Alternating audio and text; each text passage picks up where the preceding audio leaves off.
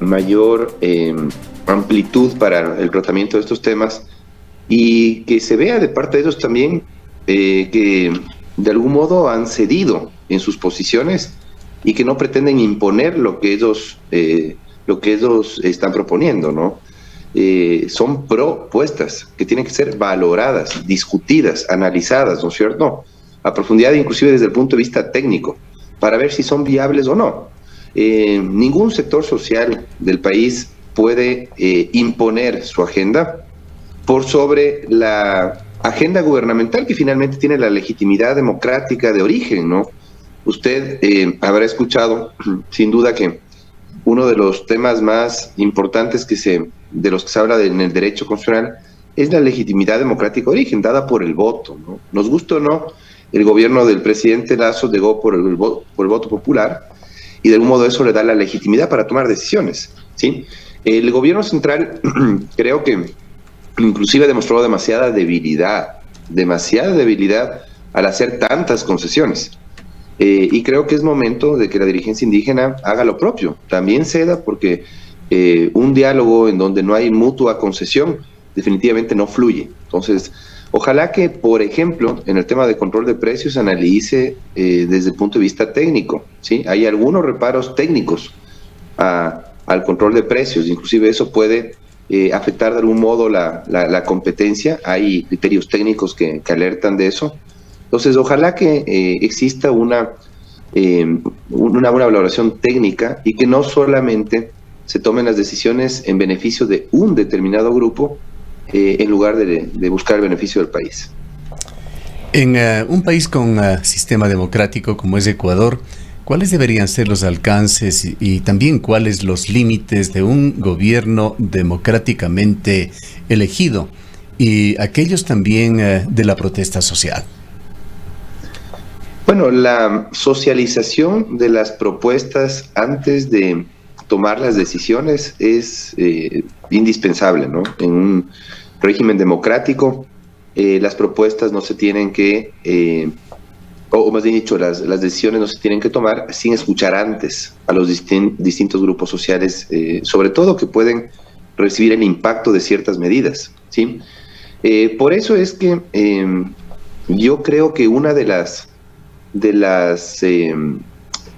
los temas que tienen que tratarse con mayor cuidado es el del subsidio de combustibles, ¿no? Yo creo que la focalización es lo correcto, pero para que la focalización pueda tomarse sin que existan desvíos en los controles y demás, que no exista una manera fraudulenta, digamos, de llegar a ser beneficiario de esta focalización. Y creo que es necesario que el gobierno esté bien preparado, ojalá que lo esté, porque creo que la focalización es la salida, ¿no? Yo no soy partidario de un subsidio total de combustibles, sino de una focalización en donde los beneficiarios sean los que realmente necesitan, y no una clase media, un sector inclusive que podría beneficiarse por actividades ilícitas, utilizando justamente el bajo precio del combustible acá en relación a otros países, y que definitivamente se demuestre que el gobierno central, la dirigencia indígena, cuentan con el debido asesoramiento técnico para tomar las mejores decisiones, no desde un punto de vista cortoplacista, ¿no? Sino con una proyección a mediano y largo plazo, porque lo que tenemos que ver es que sean viables, sostenibles los acuerdos que se alcancen, y que no tengamos a un gobierno débil que constantemente esté haciendo concesiones por la amenaza o la imposición de un grupo social, por más respetable que sea el grupo representado por Leonidas Diza. Creo que sí es importante que digamos exista permanente diálogo, y no solamente con la dirigencia indígena, con todos Ahora, los doctor sectores. Saidán, muy buenos días. Quizás uno de los problemas en estos procesos de diálogo definitivamente es la falta de confianza de la población frente a la gestión y la acción del gobierno, del propio sector indígena, frente a las promesas y a los ofrecimientos históricos que se han hecho y que no se han cumplido. Acaban de salir las encuestas de perfiles de opinión. La gente tiene una calificación y una percepción bajísima del trabajo de tanto el presidente como del gobierno nacional, y es precisamente esta falta de confianza. Por poner un ejemplo, y que es lo que ha circulado estos días en redes sociales, sobre todo, hubo una declaratoria de emergencia en el sector de salud. El gobierno nacional, a través de su ministerio, habla de un importante abastecimiento de medicinas entre el 70 y el 80%, pero vemos que más de 80 niños han fallecido con cáncer a causa precisamente de falta de medicinas. Hay problemas para que la gente pueda acceder al servicio de diálisis, entre muchas otras circunstancias. Esto devalúa cada vez más esta confianza que debería haber para que un proceso de diálogo sea efectivo, sea real. El diálogo sin confianza difícilmente va a llegar a acuerdos. Sí, muy buenos días, Rosana. Muy interesante lo que usted plantea y concuerdo con usted. Efectivamente, la falta de confianza por parte de la ciudadanía hacia la palabra gubernamental, sin duda ha influido en esta desconfianza que se siente de los compromisos que asume el gobierno central. Yo comparto con usted la preocupación de lo que está pasando en el sector salud. Sin duda es una situación crítica, los problemas persisten, no se ven resultados, ¿sí? Y apenas porque los sectores desatendidos son grupos de atención prioritaria. Las personas con enfermedades catastróficas de alta complejidad, los niños, ¿sí? Pertenecen a los grupos de atención prioritaria, ¿sí? Yo creo que el gobierno central tiene que atender con más cuidado al sector social, especialmente a la salud, ¿sí? Tiene que invertir más y se tienen que ver resultados, se tiene que ver planificación. A mí me apena ver esta relación tensa que de algún modo se pone en evidencia entre el presidente y el vicepresidente de la República, por ejemplo. Es impensable ver que existe un gobierno con un segundo mandatario, ¿sí? Con un segundo mandatario médico, y que no sean capaces de atender con prioridad al sector de la salud. Que el ministro de Economía y Finanzas, Pablo Arosemena, que anunció más sensibilidad, más atención al sector social, no facilite la asignación de recursos para que justamente se provean de medicamentos, se dota a los hospitales de la infraestructura necesaria para que puedan operar y para que justamente los pacientes, especialmente los pacientes críticos, puedan recibir la atención de salud que necesitan. O sea, sí creo que el gobierno central tiene una deuda social. La viene, bueno, es una herencia de varios gobiernos, pero sin duda yo creo que es necesario que se atienda particularmente al sector de la salud. Mire lo que está pasando con Solca, mire lo que está pasando con los centros de diálisis, ¿sí? Pacientes dialíticos, pacientes con insuficiencia renal, pacientes con cáncer, con enfermedades de alta complejidad y catastróficas, no han sido atendidos y corren el riesgo de morir si no reciben su tratamiento. Mire que una paralización en esos servicios, una interrupción de los tratamientos puede ser mortal en esos casos.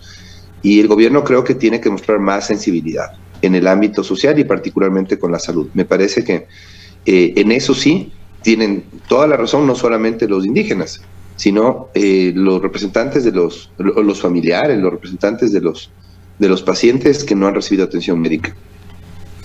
El tema de las conquistas sociales, y no nos referimos precisamente a los excesos, sino a aquellos que han quedado instituidos claramente a través de la Constitución ecuatoriana, generan problemas al gobierno, generan problemas económicos, generan problemas de gobernabilidad. Quisiera pedirle que se refiera a un tema en particular que se decidió en una de las mesas, me parece que es la de recursos naturales, en donde se ha determinado una moratoria de 15 bloques petroleros en el suroriente ecuatoriano que eran parte del extractivismo petrolero que pretendía Guillermo Lasso con su gobierno para duplicar la producción petrolera al término de su gobierno. Se ha dado esta moratoria por un año y esto ha refrescado pendientes en Ecuador, temas pendientes, vacíos legales, La falta de una ley y reglamento para regular el precepto constitucional de la consulta previa, libre e informada cuando estos proyectos afectan a comunidades indígenas o a culturas ancestrales. Le preguntamos si esto puede generar una cadena de cuestionamientos, incluso litigios, sobre centenares de concesiones que se han dado en el país sin que se haya cumplido debidamente con este requisito. Sí, yo creo que en ese caso hay que respetar la Constitución, ¿sí? La Constitución es muy clara en el artículo 408, si mal no recuerdo, en establecer que son de propiedad exclusiva del Estado los recursos naturales no renovables, ¿sí? La extracción de los recursos naturales no renovables reportan beneficios económicos al Estado que después, obviamente, se invierte o deberían invertirse en inclusive sectores sociales, ¿no? Entonces, la extracción de recursos naturales es algo que está permitido en la Constitución, ¿sí?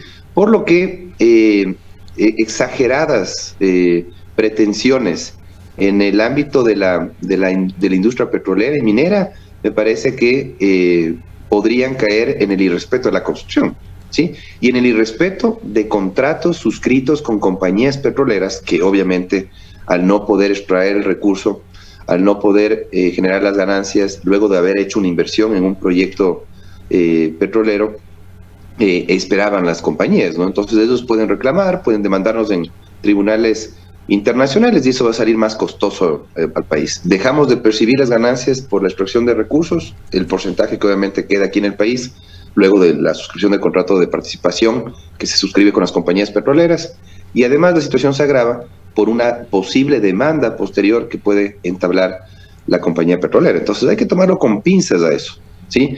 Yo estoy de acuerdo, por ejemplo, en que el presidente, a pesar de que lo pueda hacer, no extraiga recursos en áreas protegidas. El artículo 407, me parece, de la Constitución, dice que el presidente puede hacer lo que hizo Correa, pedirle a la Asamblea que declare de interés nacional la extracción de un área de petróleo, por ejemplo, de un área protegida, pero yo creo que eso sí, por más que esté permitido en la Constitución, es conveniente que no se lo haga, ¿sí? Entonces yo creo que hasta ahí puede llegar el compromiso del presidente, pero llegar al extremo, ¿sí?, de una moratoria, por más visión ambientalista, de sensibilidad a los derechos de las comunidades que se pueda dar, no es lo correcto. Lo que sí, en lo que sí le doy la razón a la dirigencia indígena es en el pedido de que se regule la consulta previa, ¿sí? Y sabe que eso no es responsabilidad del gobierno, Gustavo. Creo que hay desinformación en la ciudadanía en exigirle al presidente que expida un reglamento. No, el problema es que ya existió un reglamento, ¿sí? Y ese reglamento es inconstitucional porque el artículo 132 de la Constitución le enlista materias que deben ser reguladas por ley. Entre esas... Sí, tenemos algún problema con su micrófono. ¿Ya ahí, tal vez? Ahí estamos muy bien. Entre otros temas que tienen que ser regulados por ley, está el ejercicio de los derechos y las garantías, ¿sí? El ejercicio de los derechos y garantías se tiene que hacer por ley orgánica, aprobada por la Asamblea Nacional. Así que ese no es un tema de responsabilidad del presidente. No se lo tiene que hacer por reglamento como equivocadamente se lo ha venido haciendo. Se lo tiene que hacer por ley. Entonces, la que está en deuda aquí es la Asamblea Nacional. Sería interesante que el bloque de Pachacutic, ¿sí?, demuestre su compromiso con el país y facilite justamente el logro de acuerdos en este tema, proponiendo un proyecto o retomando el que presentó Lourdes Tibán en su momento para que se discuta la ley de regulación de la consulta previa. Eso se lo tiene que hacer en la Asamblea. Ahora, doctor Saidam, aquí también vale la pena tener un análisis sobre las necesidades o la gestión que pueda plantear o proponer el gobierno nacional frente a lo que son derechos de la naturaleza, los derechos humanos, los derechos también de las comunidades. ¿En qué medida estos aspectos pueden permitir llegar a acuerdos acuerdos que no vayan en desmedro de los derechos, como decía, tanto de la naturaleza como de las personas, y en qué medida podemos realmente hablar de que el gobierno está haciendo concesiones a cierto grupo, en este caso al sector indígena, o si es que realmente esto no es una concesión, sino asumir la responsabilidad y el compromiso de respetar los derechos. Sí, sabe que una de las grandes tensiones que se producen en este campo es entre la potestad que tiene el Estado de explorar, explotar el petróleo, ¿sí? Extraer también de los yacimientos minerales los recursos, ¿sí? Y respetar a su vez los derechos de las comunidades, los derechos colectivos de las comunidades que están en el artículo 57 de la Constitución. Un amplio y generoso catálogo de derechos está reconocido en la Constitución a favor de las comunidades, ¿sí? Obviamente el presidente tiene que respetar y garantizar esos derechos, ¿sí? Sin duda ellos tienen razón en reclamar el respeto a los derechos, pero hay que conciliar, ¿sí? El ejercicio legítimo de esas potestades de extracción de recursos con el respeto de derechos. Por ejemplo, lo que se tiene que hacer es consultar para qué, ¿sí? ¿Cuál es la razón de ser de la consulta? Que se analice, por ejemplo, dónde se encuentran ubicados árboles sagrados, ríos de los que extraen el agua para su autosustento, etcétera, etcétera, las comunidades, ¿sí? Y que no pase por ahí, por ejemplo, ningún tipo de instalación de la compañía petrolera para que no altere, no perturbe la dinámica social de las comunidades. Las comunidades están en estrecha relación con sus territorios. Es su modo de vida, hay que respetarlo, sin duda. Pero también, por otro lado, lo que está en el subsuelo le pertenece al Estado, nos pertenece a todos, y es necesario extraerlo. Ahora, que no se amplíe la frontera petrolera, perfecto, me parece también razonable. Pero hay que tener mucho cuidado con los contratos que ya se ha suscrito, porque eso después nos termina saliendo más caro. Usted ha visto la cantidad de recursos que se han tenido que pagar por concepto de indemnizaciones a las compañías petroleras, justamente por no honrar la palabra, no cumplir los contratos por parte del Estado. Entonces no se trata de ser apresurados, dar por terminados los contratos así nomás, sino ser respetuosos también de la seguridad jurídica, de la inversión extranjera. Mire, por ponerle un ejemplo, se han presentado un montón de acciones de protección en el oriente ecuatoriano en contra de entidades públicas, ¿sí? Y no se ha precisado cuáles son los bloques petroleros que representan problemas de contaminación, de violación de derechos, de inobservancia del derecho de consulta, ¿sí? Y se han dejado sin efecto bloques de concesiones, ¿sí? Petroleras, afectando a compañías que seguro van a reclamar indemnizaciones al Estado en cortes nacionales o internacionales. Entonces, eso nos puede salir más costoso. Por eso es que es importante tener mucho cuidado en el manejo de ese tema. Insisto, que no se amplíe la frontera petrolera, perfecto. Me parece un compromiso que puede asumir el gobierno central. Hay que ser creativos de ahí también para compensar de algún modo esos recursos que van a dejarse de percibir. Pero tampoco creo que hay que llegar al extremo, ¿sí?, de irrespetar los contratos que están vigentes actualmente con las compañías, porque eso nos puede salir muy caro. Insisto que hay que medir las consecuencias de irrespetar los contratos petroleros. Para finalizar, doctor Saidam, ¿cómo ve usted ese grado de conflictividad que existe en el país? En buena parte catalizada por esas diferencias entre funciones del Estado, sobre todo legislativa y ejecutiva, que van consumiendo un elemento precioso, el tiempo de gobierno de Guillermo Lasso. El eventual fracaso de Guillermo Lasso va a tener finalmente una deriva político-electoral. Las tensiones entre la Asamblea, el Ejecutivo, son preocupantes. Han sido la tónica en la historia constitucional del país, ¿no? Tampoco es nada nuevo. Pero se agrava en esta situación por el bloque legislativo tan reducido que tiene el presidente de la República, ¿no? El bloque oficialista es muy reducido. El BAN, que es el bloque, digamos, que tiene alineado el gobierno central, no tiene los votos suficientes como para impulsar iniciativas del Ejecutivo. ¿sí? O tratar de algún modo contener algo que pueda perjudicar los intereses del gobierno. Entonces, creo yo que el inmovilismo al que le han condenado a este gobierno desde los bloques legislativos del Partido Social Cristiano, el correísmo, ¿sí? El propio Pachacutic, es absolutamente preocupante, ¿sí? De esa manera no pierde solo el gobierno, perdemos todos, porque no fluye el procedimiento legislativo. Se ve que están estancadas un montón de leyes o un montón de proyectos de ley en la Asamblea Nacional que pueden ser finalmente revisadas, ajustados en beneficio del país, ¿no? Posiblemente los proyectos del presidente presentan falencias, hay que corregirlas, pero no necesariamente hay que bloquearlas por el actor de donde provienen, ¿no? ¿Cree que la consulta popular sobre la cual habla el gobierno que se realizará puede aportar positivamente algo en este tema? Depende. No tengo mucha confianza, les soy sincero, a las preguntas que se pueden presentar. Yo creo que el presidente de la República va a estar más preocupado de tener un buen resultado,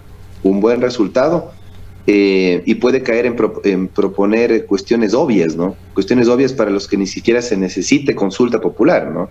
En los que obviamente la adhesión ciudadana va a ser tal vez mayoritaria, pero porque son cuestiones que todos vamos a querer. Pongo el ejemplo de la seguridad, del tema económico. Posiblemente se hagan preguntas, se formulen preguntas que son de interés de toda la ciudadanía, pero solamente por, de algún modo, pretender que el gobierno salga fortalecido de esta iniciativa de democracia directa. Pero hay que preguntar lo que realmente sea necesario, ¿no? Ojalá que el presidente proponga proyectos de enmienda y preguntas de la consulta popular que realmente sean necesarias para el país, que no sean necesarias para una agenda gubernamental, sino para el país. Ojalá que sean bien planteadas y que obviamente además sean bien planteadas para que la Corte Constitucional pueda dar paso a esas preguntas. Tiene que revisar que, por ejemplo, no induzcan a la respuesta al elector, tiene que revisar la constitucionalidad de las preguntas y tiene que ver si se pueden presentar esas iniciativas a través de la enmienda. Porque yo estoy seguro que esto va a ser un grupo de preguntas de enmienda, ¿sí?, que se canalizan a través del referéndum directo, y un grupo de preguntas de consulta popular sobre temas más generales. Dudo que el presidente de la República proponga reformas parciales, porque las reformas parciales pasan por la discusión de la Asamblea. Y ya sabe usted qué es lo que pasa con los proyectos que llegan a manos de los bloques legislativos opositores al gobierno. Entonces, yo creo que se va a ir por la enmienda y por la consulta popular. Ojalá que tenga la debida asesoría para plantear bien las preguntas y plantear cosas que sean realmente necesarias, que no sean obvias. Porque imagínense también el gasto que representa, ¿no? Especialmente si se realiza antes la consulta, el tremendo gasto que eso implica para la organización por parte del Consejo Nacional Electoral de un proceso electoral. Ojalá que agreguen una papeleta en el mes de febrero del próximo año para que no represente mayores costos para el país el realizar esta consulta. Gracias por habernos atendido, doctor Saidán. Un gusto, Gustavo y Rosana. El doctor Salim Saidán es experto en Derecho Constitucional, docente de la Universidad Católica del Ecuador.